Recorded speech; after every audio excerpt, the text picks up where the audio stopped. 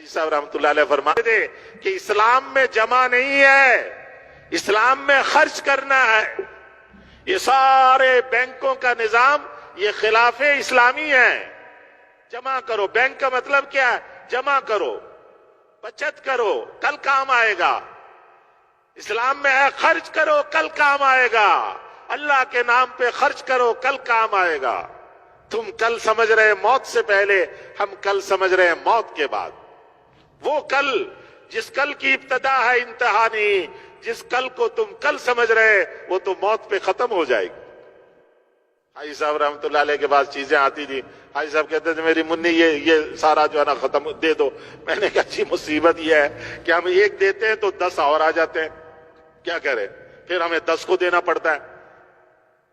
ہماری لڑائی رہتی تھی لانے والوں کو، بھائی کیوں لے کر آتے چیزوں، پھر ہمیں تقسیم کرنا پڑتا ہے۔ ہم کیا کریں؟ یہاں پہ تقسیم کر دیتے ہیں، تو جب 10 تقسیم کیا تو 100 آ گئی۔ اللہ کا نظام یہی ہے، ایک خرچ کرو گے تو 10 آئے گا۔ ہم کہتے ہیں یہ خرچ نہ کریں اور 10 آ جائے، یہ نہیں ہو سکتا۔ تو کیا فرمایا؟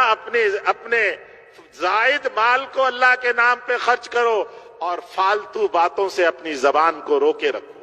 وسعت السنہ ولم يعدل عنها الا بدعہ، اور حضور کی سنت والی زندگی ہمیں کافی ہو جائے، اور سنت کو چھوڑ کر خلاف سنت جس کو بدعت کہتے ہیں اس میں ہم نہ پڑیں۔ ثم نزل، اور پھر یہ کہہ کہ حضور صلی اللہ علیہ وسلم ممبر سے نیچے اترے۔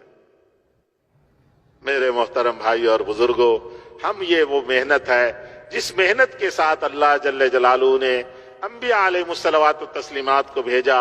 سب سے آخر میں نبی آخر الزمان، امام المرسلین، سید الانبیاء، خاتم النبیین، رحمت للعالمین، شفیع المذنبین، سرور کونین، تاجدار دو عالم، محمد مصطفیٰ احمد مجتبیٰ صلی اللہ علیہ وسلم کو اللہ جل جلالہ نے ساری انسانیت کی رہبری اور رہنمائی کے لیے اور ہدایت کے لیے، قیامت تک آنے والے فرد بشر کے لیے، ہر انس اور جن کے لیے نبی اور رسول بنا کر بھیجا۔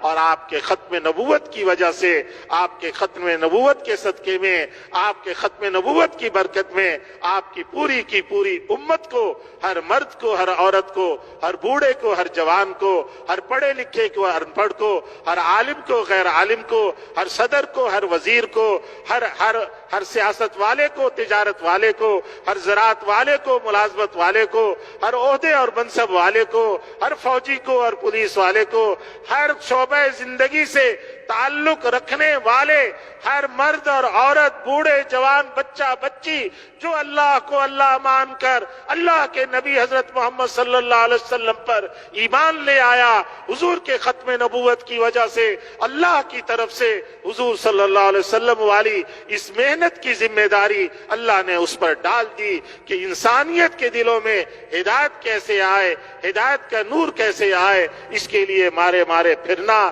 گلی گلی جانا، بستی بستی جانا، اور سارے انسانوں کو پکار کر اے دنیا جہاں کے انسانوں، حضور نے یہ آواز لگوائی، یا ایھا الناس قولوا لا الہ الا اللہ تفلحوا۔ اے دنیا جہاں کے انسانوں، اے بادشاہوں، اے صدروں، وزیروں، اے مال والوں، اے عہدے منصب والوں، اے فقر و فاقہ میں زندگی گزارنے والوں، اے غربت اور مسکنت میں رہنے والوں، اے کوٹھیوں اور کاروں اور بنگلوں میں ٹھکانہ بنانے والوں، اے جھونپڑوں میں رہنے والوں، پہاڑوں پہ بسیرا بسانے والوں، جزیروں میں ٹھکانہ کرنے والوں، سمندروں میں رہنے والوں، اللہ کو الہ تسلیم کر لو، تم کامیاب ہو جاؤ گے۔ حضور صلی اللہ علیہ وسلم نے یہ آواز لگائی اور لگوائی، اور اپنی پوری امت کو یہ آواز لگانے کی ذمہ داری دے کر دنیا سے تشریف لے گئے۔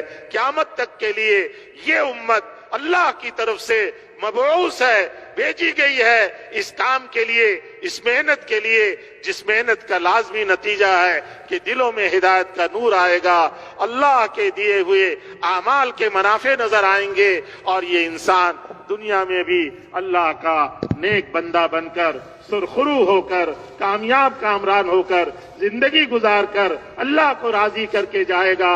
اور آخرت کی ساری منزلیں اس کے لیے آسان ہوں گی، اور جنت الفردوس اس کا ٹھکانہ ہوگا، حضور کا ساتھ ہوگا، حضور کی صحبت ہوگی، حضور کی مجلسیں ہوں گی، صحابہ کی وفاقت ہوگی، اور وہاں کے اللہ کا دیدار اور اللہ کی طرف سے نعمتیں اور نعمتیں بے بہا نعمتیں اور جنت کی وہ بہاریں اور جنت کے وہ ٹھکانے، وہ زندگی جس میں زندگی ہوگی موت نہیں، جہاں صحت ہوگی بیماری نہیں، جہاں نعمتیں ہوں گی پریشانی نہیں، جہاں جوانی ہوگی بڑھاپا نہیں، جہاں صحت کے ساتھ بیماری کا نام و نشان نہیں ہوگا، وہ زندگی ہوگی اور ہمیشہ کی ہوگی، جس کی ابتدا ہوگی انتہا نہیں، جو شروع ہوگی ختم نہیں۔